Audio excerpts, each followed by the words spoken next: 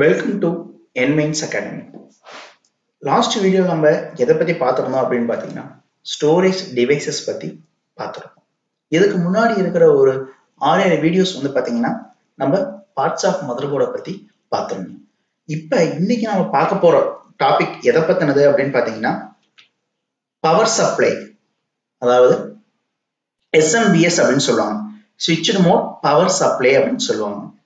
எந்த ஒரு எலக்ட்ரானிக் டிவைஸாக இருந்தாலும் கண்டிப்பாக அதுக்கு வந்து பார்த்தீங்கன்னா பவர் வேணும். அந்த பவர் தான் வந்து பார்த்தீங்கன்னா எலக்ட்ரிக்கல் பவர். ஸோ ஃபர்ஸ்ட் பவரை பற்றி தெரிஞ்சுக்கலாம். What is power supply? A power supply is an electrical device that supplies electronic power to an electronic device. அதாவது பவர் சப்ளை அப்படிங்கிறது எலக்ட்ரானிக் டிவைசஸ்க்கு எலக்ட்ரிக்கல் பவர் கொடுக்குற ஒரு மெத்தட் தான் என்ன சொல்லுவாங்க அப்படின்னா பவர் சப்ளை அப்படின்னு சொல்லுவாங்க. The primary function of power supply is to convert electrical current from a source to the current voltage, current and frequency to power the load. அதாவது எந்த ஒரு எலக்ட்ரானிக் டிவைஸாக இருந்தாலும் அதுக்கு பவர் சப்ளை தேவை அப்படிங்கிறது தெரியும். ஸோ எல்லா எலக்ட்ரானிக் டிவைசஸ்க்குமே வந்து பார்த்தீங்கன்னா ஒவ்வொரு ரேட்டிங்ல ஒவ்வொரு வோல்டேஜ்ல என்ன தேவைப்படும் அப்படின்னு பார்த்தீங்கன்னா பவர் சப்ளை அப்படிங்கிறது தேவைப்படும். அடுத்து டைப்ஸ் ஆஃப் பவர் சப்ளை. இப்போ பவர் சப்ளைன்னு என்னன்னு பார்த்தோம். அதுல என்னென்ன டைப்ஸ் இருக்கு? It has 2 types. இது 2 டைப் இருக்கு. One is AC power supply, another one is DC power supply. AC power supply அப்படின்னா என்னன்னு பார்த்தீங்கன்னா ஆல்டர்னேட்டிவ் கரண்ட் அப்படிங்கிறத என்ன சொல்லுவாங்க அப்படின்னு பார்த்தீங்கன்னா ஏசி பவர் சப்ளை அப்படின்னு சொல்லுவாங்க. ஸோ இது வந்து பார்த்தீங்கன்னா சைன் வேவ்ல வந்து என்ன ஆகும் அப்படின்னு பார்த்தீங்கன்னா இந்த கரண்ட் வந்து ஆல்டர்னேட்டிவா ஹை ஆகுறதும் லோ ஆகுறதும் இருக்கும்.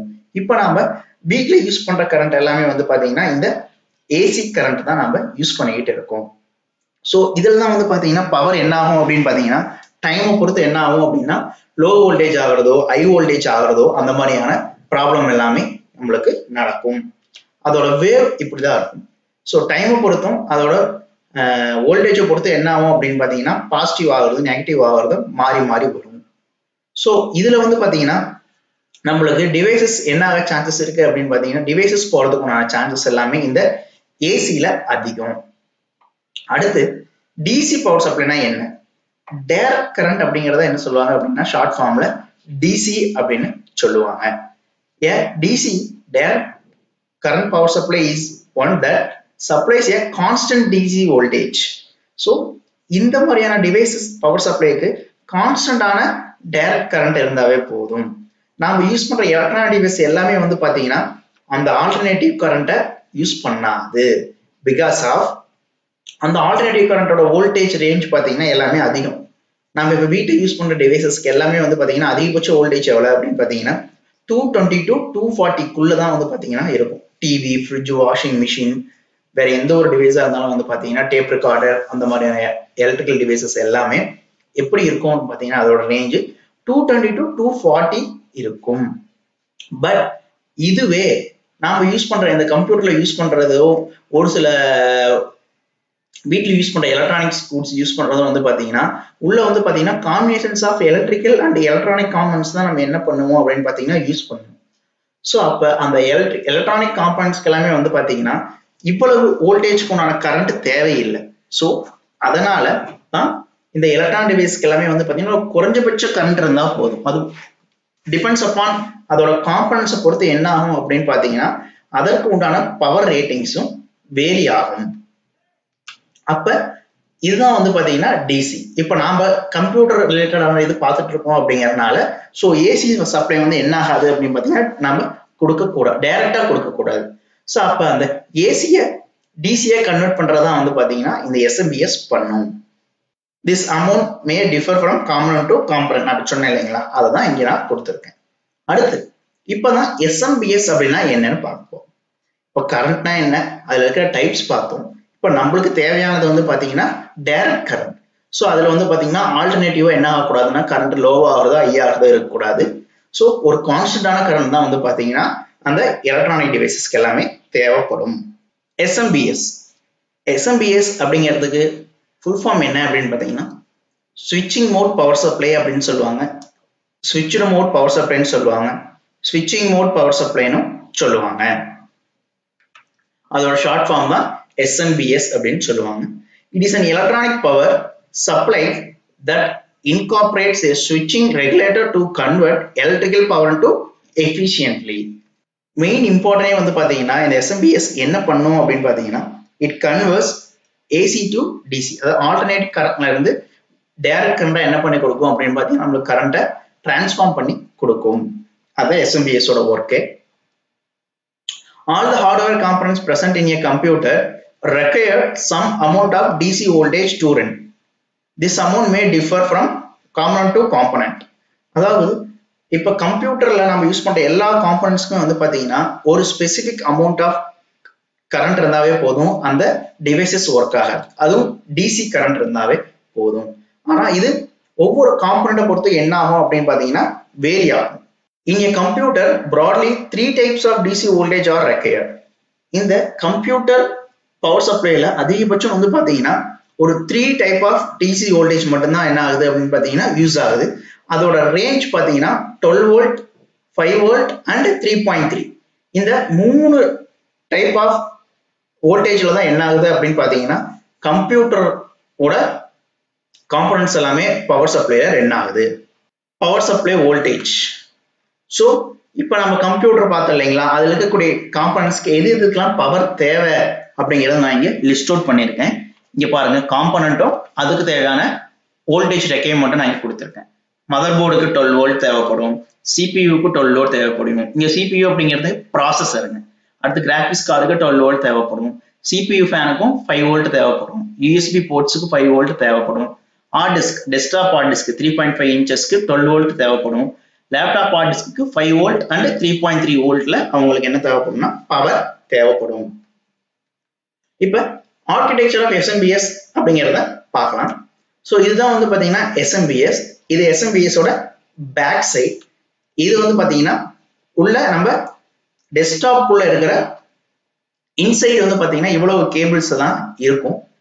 அடுத்து இது SMPS ஓட சைடு வியூ. இந்த சைடு வியூல பாத்தீங்கன்னா இங்க வந்து பாருங்க, ஏசி இன்புட் கொடுக்குறோம் நம்ம 230 வோல்ட் போகும். அதுல இருந்து பாருங்க டிசி இன்புட்டா இது எல்லாமே கன்வெர்ட் ஆகும். இது எதை பண்ணி கன்வெர்ட் ஆகும் பேஸ் பண்ணி அப்படின்னு பாத்தீங்கன்னா இந்த SMPSக்குள்ள டிரான்ஸ்ஃபார்மர், ரெக்டிஃபையர் அந்த மாதிரி எலக்ட்ரிக்கல் டிவைசஸ் இருக்கு. அதாவது ஹை கரண்ட்டை லோ கரண்டா ப்ரொடியூஸ் பண்றதுக்கு உண்டான எல்லா காம்போனன்ட்ஸும் சர்க்கியூட்டும் வந்து பாத்தீங்கன்னா இந்த SMPSக்குள்ள தான் இருக்கும். ஸோ இதுல ரெக்டிஃபையர் தான் வந்து பாத்தீங்கன்னா என்ன பண்ணும் அப்படின்னா ஹை வோல்டேஜ் கரண்டா லோ வோல்டேஜ் கரண்டா நம்மளுக்கு கொடுக்கும். இப்போ இங்க பாருங்க, இந்த SMPSல இங்க நிறைய கேபிள்ஸ் எல்லாமே இருக்கு. ஸோ இந்த கேபிள்ஸ் எல்லாம் நம்ம எங்க பிக்ஸ் பண்ண போறோம் அப்படின்னு பாத்தீங்கன்னா நம்ம மதர் போர்டுலயும் நம்மளுக்கு பவர் தேவைப்படக்கூடிய காம்போனன்ட்ஸ்ல நம்ம என்ன பண்ண போறோம் அப்படின்னா கனெக்ட் பண்ண போறோம். வாங்க அதை பத்தி பார்க்கலாம். அடுத்து இந்த SMPSல வந்து பாத்தீங்கன்னா நிறைய கேபிள் இருந்தது இல்லையா, இப்போ காமிச்சு இல்லைங்களா, அதோட அவுட்புட் கேபிள்ஸ் எப்படி இருக்கும், அந்த அவுட்புட் கேபிள்ஸ் எல்லாமே இது எதுக்கு யூஸ் பண்ணுவாங்க. First one 20 or 24 pin ATX cable அப்படின்னு சொல்லுவாங்க.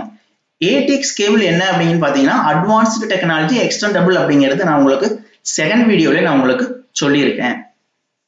This cable is used to give power to motherboard. So இந்த 20 or 24 பின் தான் வந்து பாத்தீங்கன்னா நம்ம மதர் போர்டுக்கு பவர் கொடுக்கறதுக்காக யூஸ் பண்ணுவோம். இது வந்து பாத்தீங்கன்னா SMPSல இருந்து வர கேபிள்.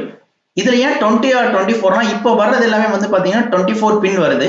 இதுவே வந்து பாத்தீங்கன்னா ஒரு 10 years ஓல்டு எல்லாமே வந்து பாத்தீங்கன்னா சில மதர் போர்ட்ஸ் எல்லாமே 20 பின்னோட நம்மளுக்கு வரும். ஸோ அப்ப நம்ம என்ன பண்ணணும் அப்படின்னா அப்ப அதுக்கு தகுந்த மாதிரி 20 பின் யூஸ் பண்றதா 20 பின் யூஸ் பண்ணணும், 24 பின் யூஸ் பண்ணணும்னா 24 பின் யூஸ் பண்ணிக்கலாம். இந்த இடத்துல வந்து பாத்தீங்கன்னா அந்த 4 வந்து பாத்தீங்கன்னா ரிமூவல் பண்ற மாதிரி நம்மளுக்கு அந்த ஆப்ஷன் கொடுத்திருப்பாங்க. This cable is plugged to 20 or 24 pin ATX connector on the motherboard. இப்போ SMPSல இருந்து ஒரு அவுட்புட் கேபிள் வரும். அது எப்படி இருக்கும்னு பாத்தீங்கன்னா 24 பின் கேபிளா இருக்கும். அதை நம்ம எங்க பிக்ஸ் பண்ணுவோம் அப்படின்னு பாத்தீங்கன்னா மதர் போர்டில் இருக்கக்கூடிய ATX கனெக்டர் கூட என்ன பண்ணுவோம் பிக்ஸ் பண்ணுவோம். அந்த மதர் போர்டில் அந்த ஸ்ட்ரக்சர் எப்படி இருக்கும் அப்படின்னு பாத்தீங்கன்னா இதுதான் அதுக்குண்டான ஸ்ட்ரக்சர். ஸோ இங்க பாருங்க, ஐஸ் கியூப் மாதிரி 24 பின் இதுல இருக்கும்.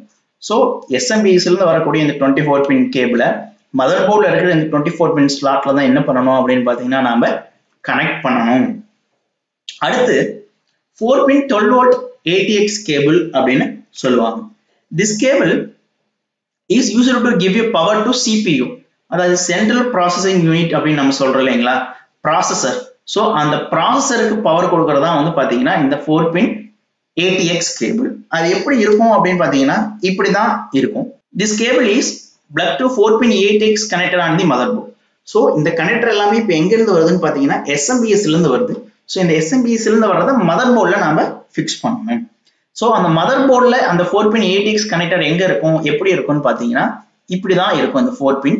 ஸோ இந்த 4 பின் கேபிள் எங்க கனெக்ட் பண்ணணும் அப்படின்னு பாத்தீங்கன்னா மதர் போர்ட்ல இருக்கிற இந்த 4 பின் ஐஸ் கியூப் மாதிரி இருக்கும், இதை இங்க கனெக்ட் பண்ணணும்.